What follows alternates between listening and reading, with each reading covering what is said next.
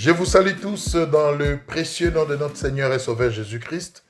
Et je bénis son nom pour l'opportunité, n'est-ce pas, qu'il nous donne encore pour partager sa parole. Et je prie vraiment que sa parole ait de l'impact dans nos vies et nous aide à nous améliorer, à nous transformer pour sa gloire. Selon qu'il est écrit, il envoya sa parole et sa parole les guérit. Je crois et je prie que sa parole guérisse quelqu'un en cette occasion, au nom de Jésus-Christ. Amen. Alors, notre thème de cette fois-ci, nous l'intitulons comme suit. Dieu nous écoute même dans la désobéissance. Dieu nous écoute même dans la désobéissance.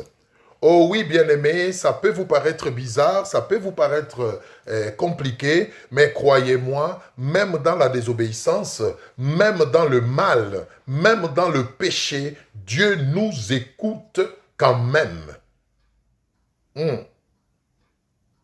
Je n'ai pas l'intention d'encourager quelqu'un dans la désobéissance.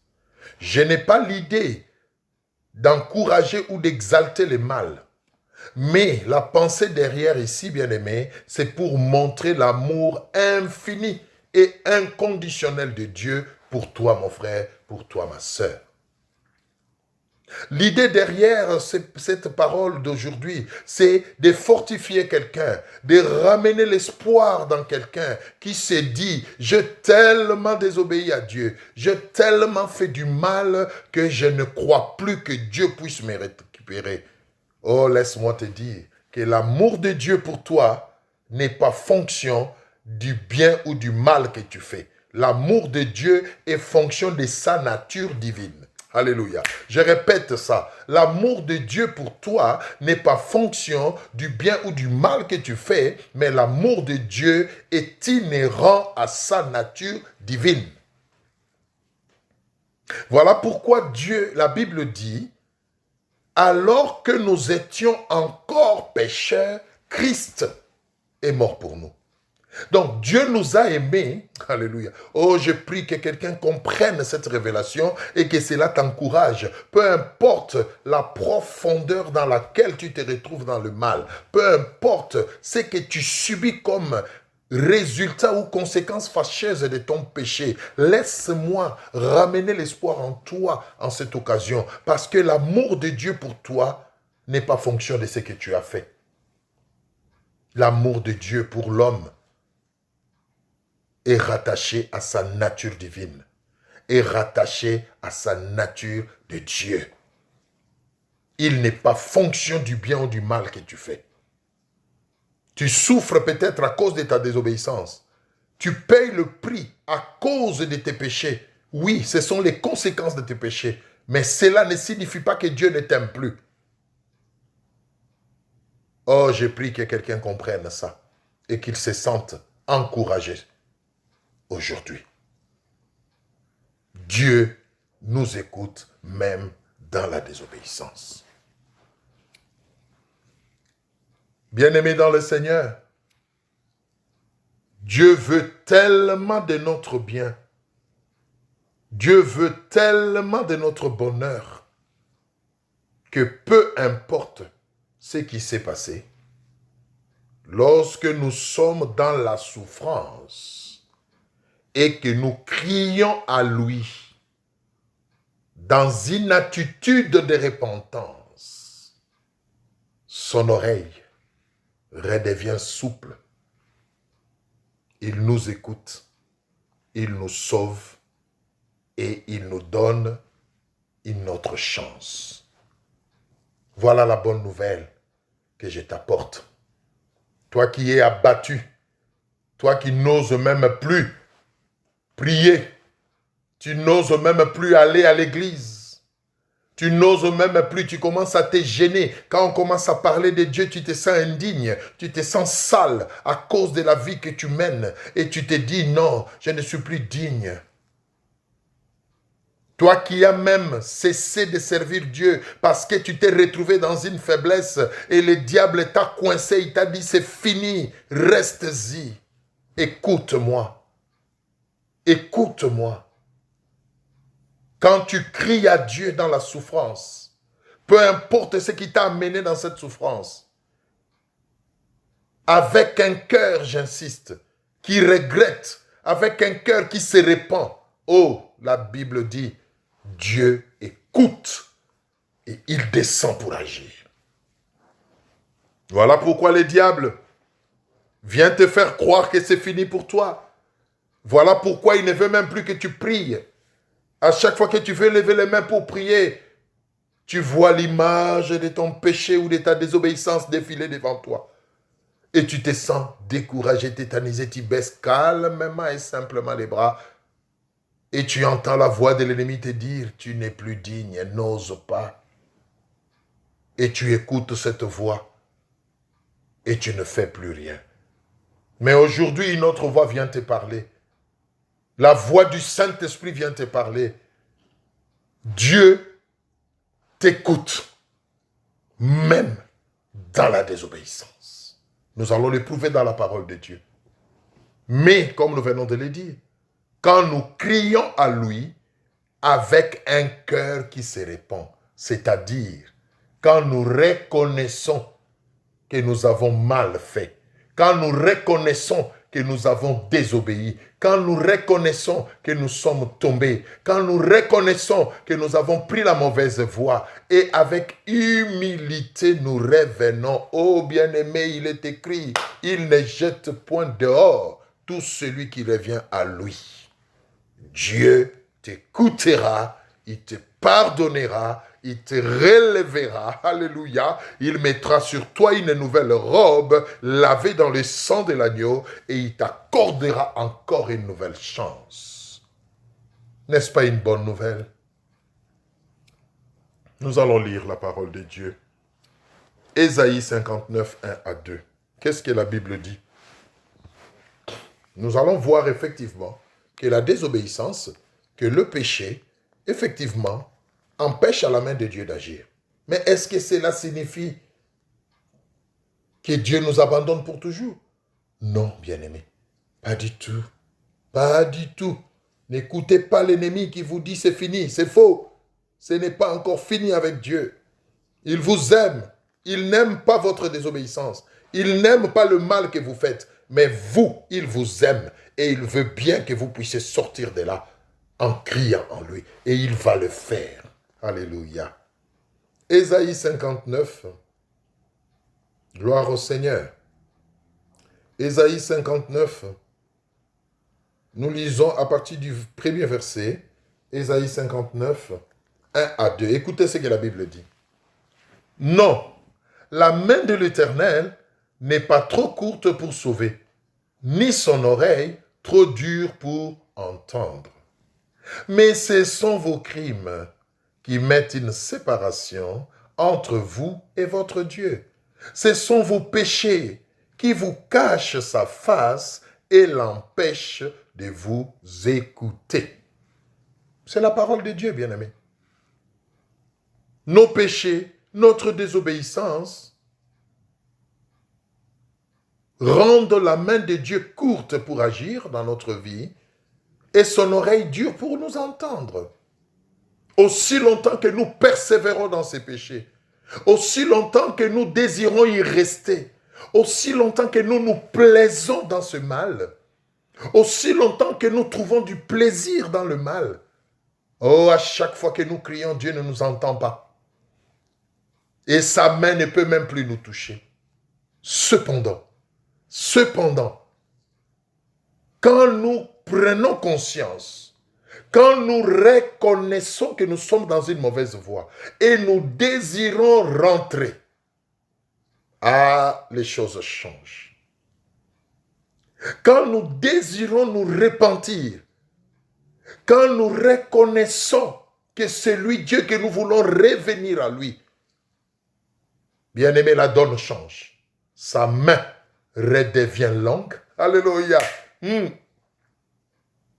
Son oreille redevient attentive. Il voit notre souffrance. Il voit les regrets et notre humilité. Et il nous sort de là. Il nous lave par son sang. Il nous purifie, il tourne la page et il répare avec nous sur une nouvelle page. C'est ça, l'amour inconditionnel et mystérieux de Dieu. Ça, l'homme ne comprendra jamais. Et c'est ce qui fait qu'il soit Dieu. Cet amour incommensurable, cet amour inexplicable.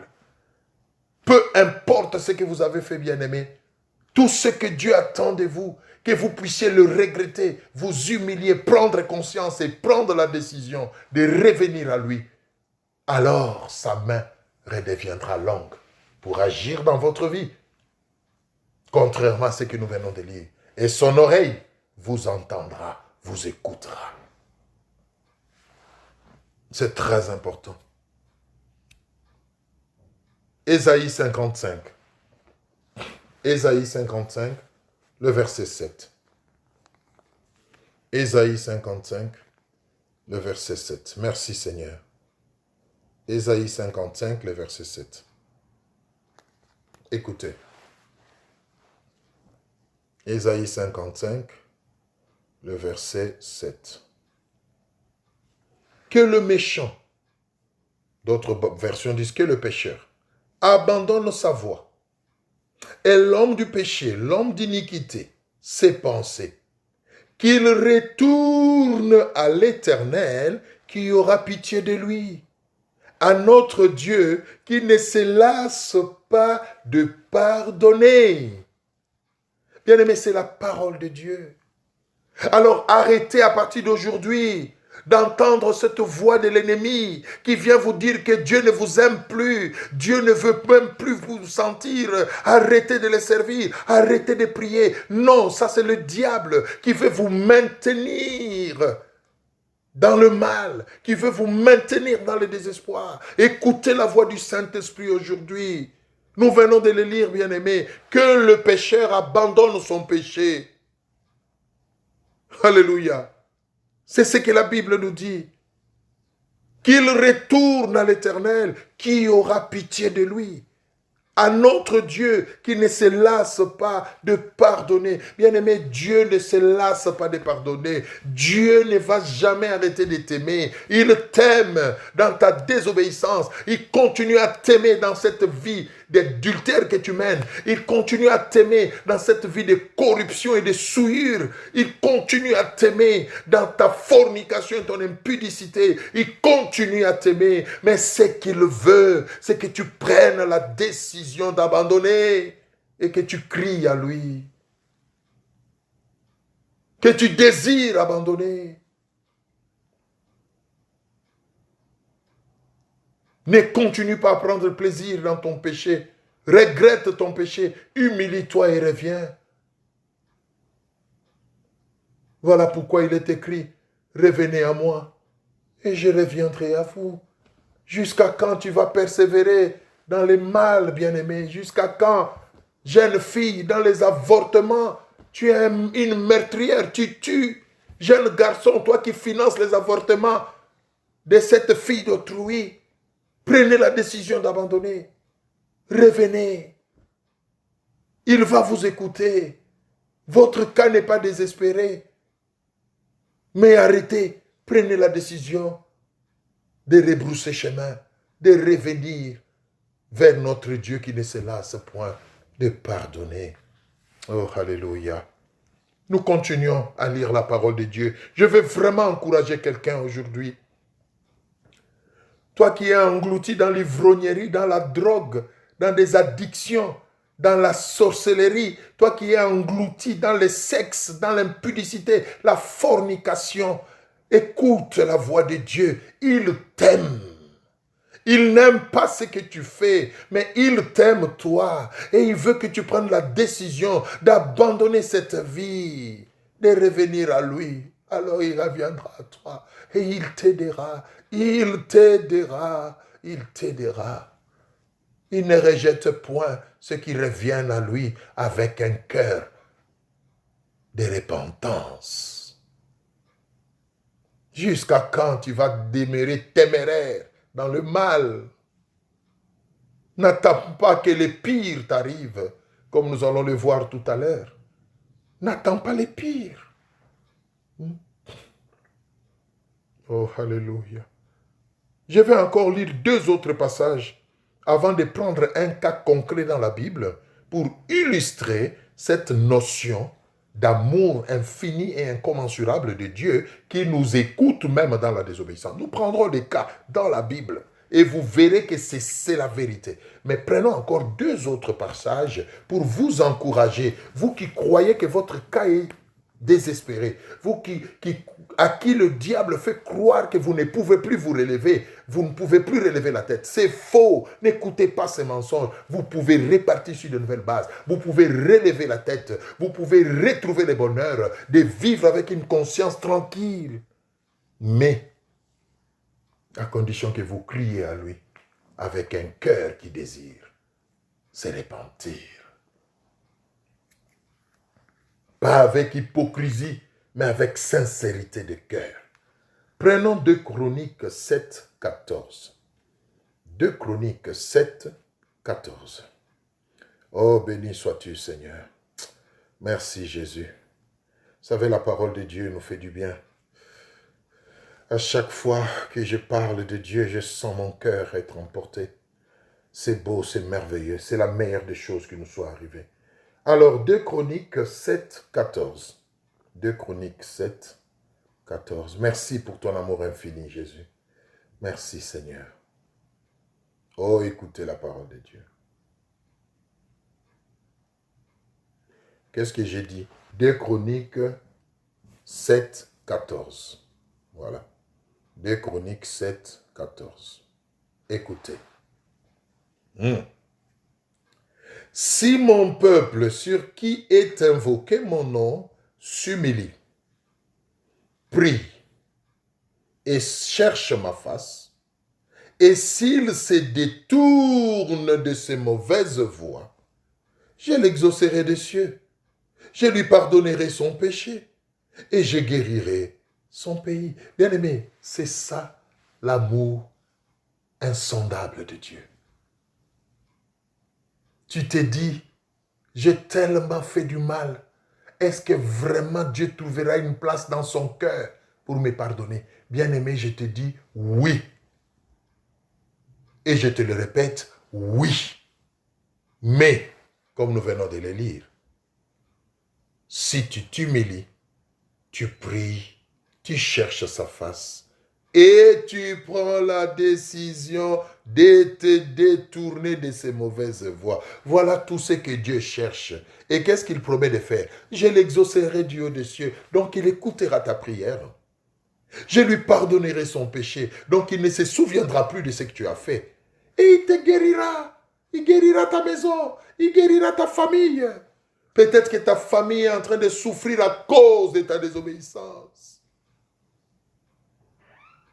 Tu as amené la mort dans ta maison à cause de ta désobéissance. Tu as amené la sécheresse, le péché. Tu as amené l'adultère. Tu as amené l'inceste à cause de ta désobéissance. Tu as amené la pauvreté et la misère dans ta famille. Dieu dit, si tu te répands, je te guérirai, toi et ton pays, toi et ta famille. Bien-aimé, c'est possible. C'est possible. Et enfin, 1 Jean 1, 9. Qu'est-ce que la Bible dit? 1 Jean 1, 9. 1 Jean 1, 9. Et après, nous allons prendre un cas pour illustrer et nous allons prier. 1 Jean 1, 9. Oh, j'aime la parole de Dieu. Écoutez encore ce que la parole de Dieu dit. C'est beau. Si nous confessons nos péchés, il est fidèle et juste pour nous les pardonner et pour nous purifier de toute iniquité, bien-aimés. C'est la parole de Dieu. Si nous confessons nos péchés, il est fidèle et juste pour nous les pardonner et nous purifier de toute iniquité. Alléluia. Si nous confessons, pas si nous restons, pas si nous continuons à prendre plaisir, pas si nous continuons à trouver notre bonheur dans le péché, non. Mais si nous les confessons, nous les regrettons et nous désirons nous en débarrasser, il nous exaucera, il nous pardonnera, il nous aidera. Alléluia, il nous aidera. N'hésite pas, bien-aimé, n'hésite pas. Reviens. Reviens tel que tu es. Mais d'un cœur sincère. C'est la seule chose qu'il exige. D'un cœur repentant. C'est la seule chose qu'il désire. Oh, tu seras étonné. Il te donnera une nouvelle chance de marcher avec lui. Tu les serviras encore dans une dimension beaucoup plus puissante qu'avant. Car il est écrit, la gloire de la deuxième maison sera plus grande que celle de la première. Reviens, bien-aimé. Ne reste pas dans le mal. Ne reste pas dans ce dans quoi tu es tombé. La Bible dit dans Apocalypse, alléluia. Oh, gloire à toi, Seigneur. Souviens-toi de là où tu es tombé et relève-toi. Relève-toi. Relève-toi. Dieu nous écoute même dans la désobéissance. Ça paraît paradoxal, non? Mais c'est ça l'amour de Dieu. Alors, nous allons terminer en prenant un cas concret, n'est-ce pas, pour illustrer tout ce que nous venons de lire. Et nous prendrons rapidement 2 cas. Le premier cas, c'est le cas de David.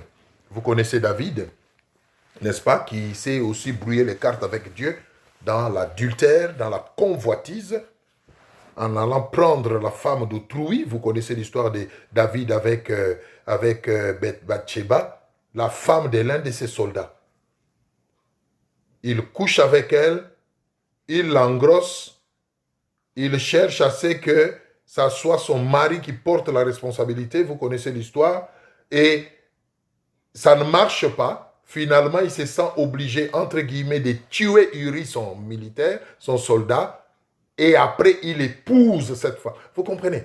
Donc, le péché engendre toujours un autre péché.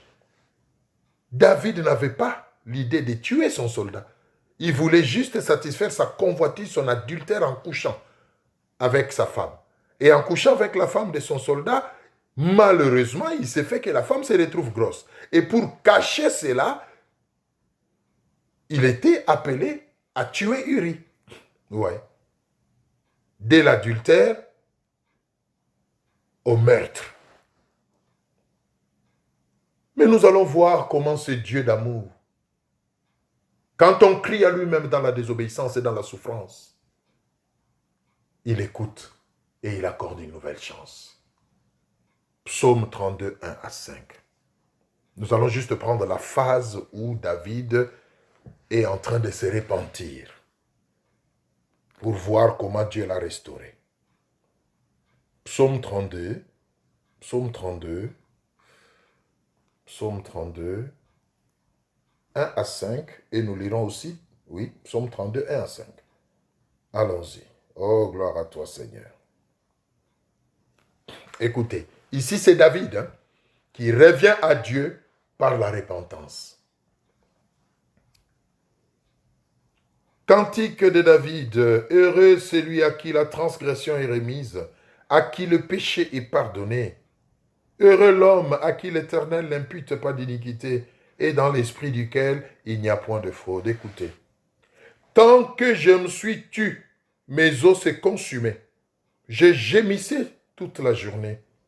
Car nuit et jour, ta main s'appesantissait sur moi. Ma vigueur n'était plus que sécheresse, comme celle de l'été. Je t'ai fait connaître mon péché. Je n'ai pas caché mon iniquité. J'ai dit, j'avouerai mes transgressions à l'Éternel, et tu as effacé la peine de mon péché. Bien-aimés, ne continuez pas à souffrir.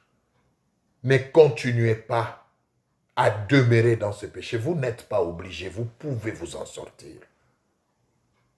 Ne continuez pas à être victime des conséquences de vos péchés. Votre désobéissance vous a peut-être amené à la maladie. Vos péchés vous ont peut-être amené à la pauvreté, à la misère. Vous en souffrez. À cause de votre infidélité, vous êtes peut-être aujourd'hui veuve ou veuf ou divorcé. Vous en souffrez. David a dit, j'en souffrais moi aussi de mon adultère. Mais faites comme David. Au verset 5, il dit, je t'ai fait connaître mon péché. Je n'ai pas caché mon iniquité. J'ai dit, j'avouerai mes transgressions à l'Éternel. Et tu as effacé la peine de mon péché. Quand Dieu efface la peine de notre péché, alléluia, il nous introduit dans une nouvelle phase où nous rendons grâce à son nom. Imitez David. Ne soyez pas téméraires dans votre péché. Vous n'êtes pas obligé de rester victime tout le reste de votre vie de ce que vous avez fait comme péché. Non, Dieu peut vous pardonner et dans sa souveraineté même vous guérir, vous sortir de toutes les conséquences fâcheuses qu'ont eu vos péchés et de vous donner une nouvelle chance. Mais vous devez revenir. Vous devez prendre le courage de vous humilier. Vous devez prendre le courage de confesser votre péché. C'est tout ce qu'il attend de vous. Prenons un deuxième cas avant de prier. C'est le cas de Jonas. Jonas. Jonas qui a cru fuir loin de la face de Dieu. Jonas qui a cru dribbler Dieu. Dieu lui dit, va à Ninive. Lui dit, niet, je n'ai pas envie d'aller à Ninive, je vais ailleurs. Il prend la direction diamétralement opposée. Mais vous savez une chose, bien-aimé, où est-ce que vous pouvez fuir Dieu? C'est lui qui a créé l'univers. Tout lui appartient. Dans les cieux, il est là. Donc si vous le fouillez dans les cieux, vous le rencontrerez là. Sur la terre, il est là. Sous les eaux, il est partout. Voilà pourquoi nous l'appelons le Dieu omniprésent. Vous ne pouvez fuir Dieu nulle part. Rendez-vous seulement. Revenez. Humiliez-vous. Il y en a qui fuient Dieu dans l'ivrognerie. La culpabilité, leur conscience les accuse tellement qu'ils sont ivres de manière permanente. Et ils se disent, je ne me rappelle plus. Bien aimé, même dans votre ivrognerie, là, si vous êtes honnête quelque part, ça vous revient. Parce qu'il est là même dans votre ivrognerie. Il est là. C'est très important, bien aimé. Revenez. Vous ne pouvez fuir Dieu nulle part. Alors, nous allons lire avant de prier. Jonas 1, nous lisons de 1 à 15. Nous ferons très peu de commentaires parce que le texte lui-même est très parlant, n'est-ce pas? Jonas 1, 1 à 15, et puis nous lirons le verset 17. Jonas 1, 1 à 15. Nous lisons. Jonas, je vous laisse trouver aussi. Alors, nous commençons Jonas 1, 1 à 15 et le verset 17. Écoutez. La parole de l'Éternel fut adressée à Jonas, fils d'Amittai, en ce mot. Lève-toi, va à Ninive, la grande ville, et crie contre elle, car sa méchanceté est montée jusqu'à moi. Et Jonas s'éleva pour s'enfuir à Tarsis, loin de la face de l'Éternel. Il descendit à Japhou, et il trouva un navire qui allait à Tarsis. Il paya le prix du transport et s'embarqua pour aller avec les passagers à Tarsis, loin de la face de Dieu. Mais l'Éternel fit souffler sur la mer un vent impétueux, et il s'éleva sur la mer une grande tempête, les navires menaçaient de faire naufrage. Les mariniers eurent peur, ils implorèrent chacun leur Dieu, et ils jetèrent dans la mer les objets qui étaient sur les navires, afin de les rendre plus légers. Jonas descendit au fond du navire, se coucha et s'endormit profondément. Le pilote s'approcha de lui et lui dit, « Pourquoi dors-tu? Lève-toi, invoque ton Dieu. Peut-être voudra-t-il penser à nous, et nous ne périrons pas. » Ils se rendirent l'un à l'autre. Venez et tirons au sort pour savoir qui nous attire ces malheurs. Ils tirèrent au sort et les sorts tomba sur Jonas. Alléluia. Alors ils lui dirent, dis-nous, qui nous attire ces malheurs? Quelles sont tes affaires? Et d'où viens-tu? Quel est ton pays? Et de quel peuple es-tu? Il répondit, je suis hébreu et je crains l'Éternel, le Dieu des cieux qui a fait la mer et la terre. Ces hommes eurent une grande frayeur et il lui dit, pourquoi as-tu fait cela? Car ces hommes savaient qu'ils fouillaient loin de la face de l'Éternel parce qu'il les leur avait déclaré. Ils lui dirent, Que te ferons-nous pour que la mer se calme envers nous? Car la mer était de plus en plus orageuse. Il leur répondit, prenez-moi et jetez-moi dans la mer, et la mer se calmera envers vous, car je sais que c'est moi qui attire sur vous cette grande tempête. Ces hommes ramaient pour gagner la terre, mais ils les purent parce que la mer s'agitait toujours plus contre eux. Alors ils invoquèrent l'Éternel et dirent, « Ô Éternel, ne nous fais pas périr à cause de la vie de cet homme, et ne nous charge pas du sang innocent, car toi, Éternel, tu fais ce que tu veux. » Puis ils prirent Jonas et les jetèrent dans la mer, et la fureur de la mer s'apaisa. Bien-aimé, quelle histoire profonde et interpellante. Jonas a voulu fuir Dieu, bien-aimé, la désobéissance. Va à Ninive, j'ai une mission que je t'assigne, va, je vais passer par toi pour sauver cette ville. Non, moi je vais à Tarsis, je ne veux pas. Bien-aimé, la désobéissance fait de nous un porte-malheur. Quand on fuit Dieu, quand on désobéit à Dieu, quand on vit dans les péchés, on devient un porte-malheur partout par où on passe. Jonas a pris un navire. Le navire a commencé à menacer de faire naufrage. Partout où Jonas passait, il est devenu un problème. C'est ça la désobéissance. On lui demande, mais qu'est-ce qui se passe? Et ce qui est étonnant dans cette histoire, Jonas était conscient. Oh bien-aimé, vous êtes conscient que la situation qui traverse votre foyer, votre famille, que votre santé est là, vous savez que c'est suite à votre désobéissance. Vous savez, vous connaissez la vie que vous menez en cachette. Cette vie de péché qui a créé des problèmes dans votre maison, dans votre famille. Vous le savez. Jonas savait que ce qui arrivait dans les bateaux, c'était à cause de sa désobéissance. Mais il a endurci son cœur. Non, je ne pars pas à Ninive.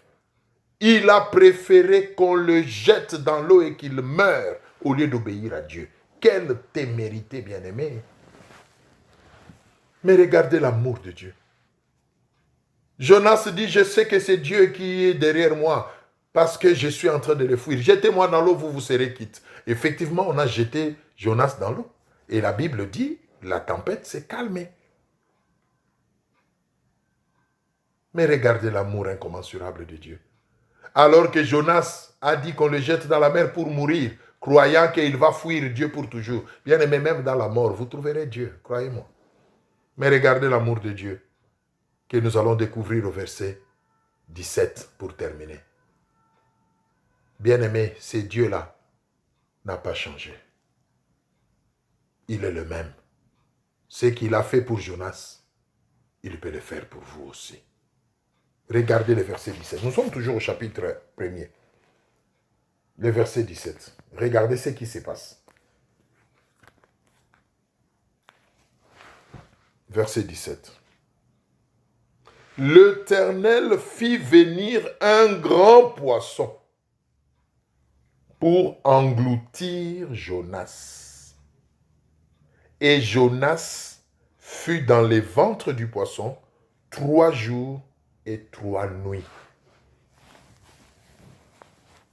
Il est dans la désobéissance, n'est-ce pas? Il est en train de fuir Dieu, n'est-ce pas? Il préfère même qu'on le jette dans la mer, qu'il meure par naufrage. Mais regardez l'amour de Dieu, qui continue à se manifester même dans sa désobéissance. La Bible dit, Dieu a dépêché un grand poisson. Donc Jonas n'est pas réellement tombé dans l'eau. Il est tombé dans le ventre du poisson. Pendant 3 jours, il est resté là-bas. Bien-aimé, si vous êtes honnête, vous serez peut-être déjà mort aujourd'hui à cause de votre désobéissance, à cause de vos péchés, vous le savez. Vous continuez à vivre encore dans l'adultère. Vous continuez à vivre encore dans l'impudicité, dans la fornication, dans l'ivrognerie. Combien ne sont-ils pas morts dans l'ivrognerie? Emportés par la cirrhose de foie, emportés par le diabète. Combien ne sont-ils pas morts dans l'adultère, dans l'impudicité, emportés par le sida, par les maladies vénériennes. Mais vous, vous vivez encore. Vous croyez que vous êtes meilleur que ceux-là qui sont partis à cause de leur désobéissance? Non, c'est un signe que Dieu vous veut encore. Ça fait combien de temps que vous êtes dans cette vie de désordre, de vol, de corruption, de drogue, d'addiction, mais vous vivez encore, le souffle de vie est encore en vous. Vous croyez que c'est parce que vous êtes meilleur, vous croyez que c'est parce que vous le méritez. Non, bien-aimé, c'est l'amour de Dieu. Réalisez cela et revenez, revenez, avant que le pire ne vous arrive. Vous n'êtes pas meilleur que tous ceux qui sont morts de sida à cause de leur vie désordonnée. Vous n'êtes pas meilleur que tous ceux qui sont morts à cause de la drogue, des overdoses et des choses pareilles, des livrogneries. Ivres comme un Polonais, on les renverse dans la rue et ils meurent. Mais vous, vous tenez encore. Même en titubant après votre verre, vous arrivez quand même à rentrer à la maison. Vous croyez que vous êtes mieux que les autres? C'est l'amour de Dieu. Dieu a dépêché un poisson pour préserver la vie à Jonas à cause de l'amour. Même dans la désobéissance, il y a ce que moi j'appelle la direction divine inconsciente. Dieu veille sur nous. Mais jusqu'à quand il va veiller sur nous? Dieu est patient avec nous. Mais à un moment donné, sa patience atteint des limites. Voilà pourquoi il est écrit, aujourd'hui si tu entends sa voix, n'endurcis pas ton cœur. Bien-aimé, aujourd'hui c'est ton jour. Prends la décision de te repentir et de rentrer au Seigneur.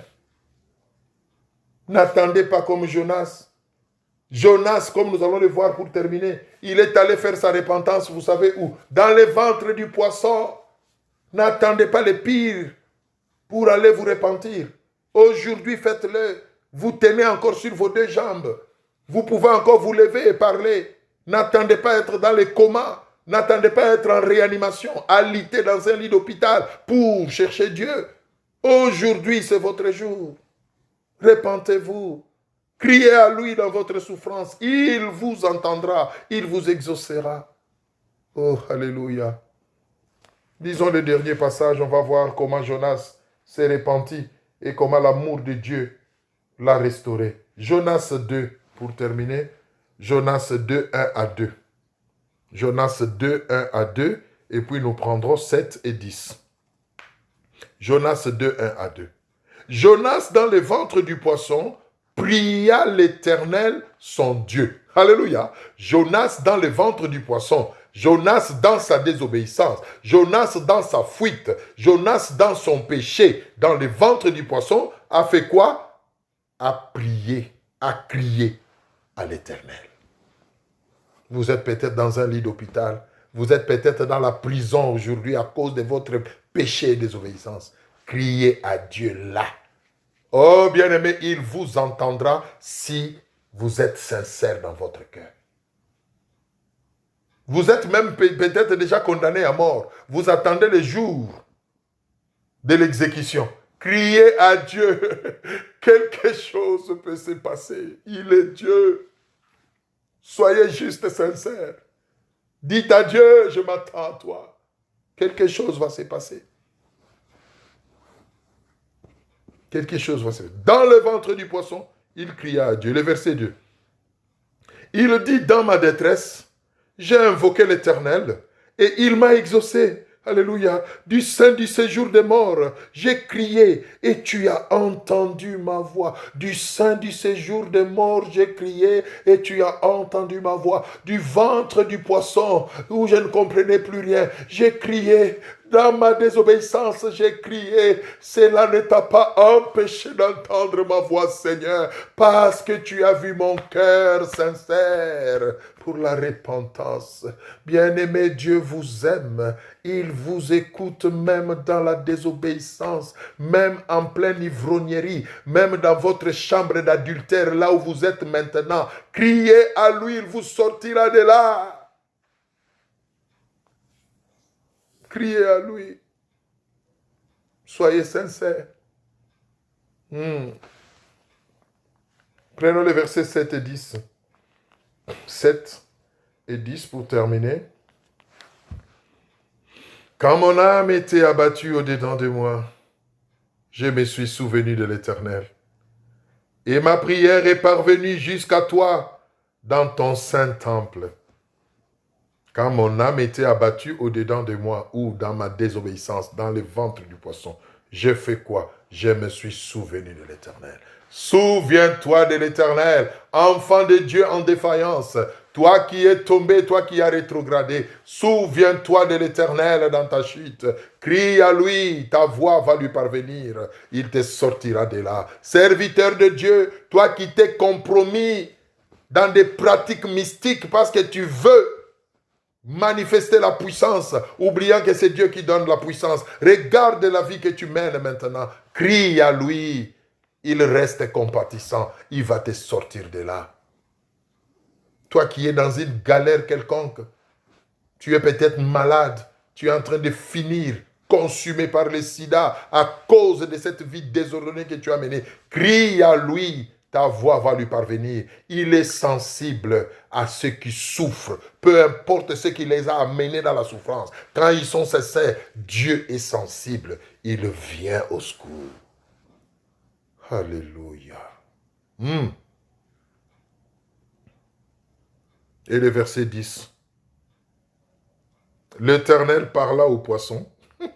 Alléluia. J'aime cette histoire. L'Éternel parla au poisson. Et les poissons vomit Jonas sur la terre. En d'autres termes, Dieu a donné une nouvelle chance à Jonas. Et lisez la suite de ces livres, vous verrez que Jonas a continué la marche. Bien-aimés, il y a de l'espoir. Dieu va vous sortir de cette situation, va vous donner une nouvelle chance, vous les servirez, vous les glorifierez, vous témoignerez de lui, et par vous, plusieurs viendront à lui. Comme par Jonas, Ninive fut sauvée. Par vous, votre famille sera sauvée. Par vous, beaucoup de choses vont se passer dans les nations. Mais, répentez-vous. Peu importe, Jonas, c'était dans le ventre du poisson.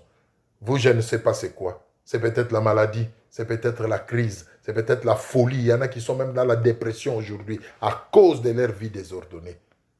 À cause de la drogue et des overdoses. Mais ils ne sont pas morts parce que Dieu a encore des choses à faire avec eux. Alors criez à lui. Soyez sincères tout simplement. Nous allons terminer par là. Je vais vous prier là où vous êtes. Vous qui avez suivi ces messages. Je ne sais pas quelle est votre situation. Mais élevez la voix au même moment que moi et priez. Comme Jonas a crié à Dieu. Répentez-vous. Dites à Dieu, je reconnais que j'ai pris la mauvaise voie. Je reconnais que je ne mérite rien. Je reconnais que je ne suis plus digne, mais à cause de ton amour infini, pardonne-moi et donne-moi une nouvelle chance. Lèvons tous nos voix, prions le Seigneur. Ô Dieu de grâce, je te prie d'écouter mon frère et ma sœur qui élèvent la voix vers toi maintenant. Comme tu as entendu la voix de Jonas dans le ventre du poisson, comme tu as entendu David qui a crié à toi, Seigneur, entends la voix de mon frère, entends la voix de ma sœur, entends ma voix, Seigneur. Sors-nous de toute situation compromettante. Sors-nous de toute situation, Père éternel, ô Dieu, qui nous empêche de continuer la marche avec toi. Restaure, ô Dieu, réhabilite, Père de gloire, et donne une nouvelle chance à chacun pour ta gloire, Seigneur. Je te le demande au nom puissant de Jésus. Amen. Voilà, bien-aimés, que le Seigneur vous bénisse. Continuez vraiment à prier dans ce sens-là. Quant à moi, je vous dis à une prochaine occasion.